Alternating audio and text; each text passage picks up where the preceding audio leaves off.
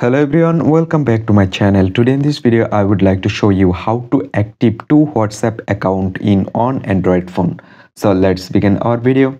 So guys, here you can see there have on WhatsApp and I can active on WhatsApp account with this WhatsApp, and if I want to active another WhatsApp account, I need another WhatsApp.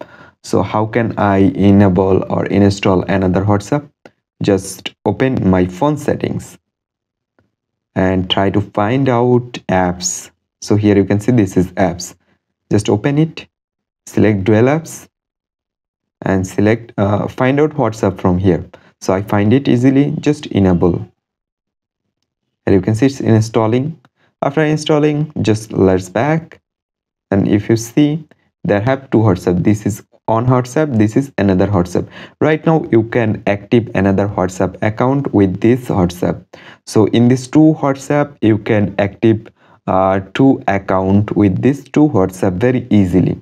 So I hope you can understand. Hope guys this video can help you. Don't forget to like and subscribe to my channel.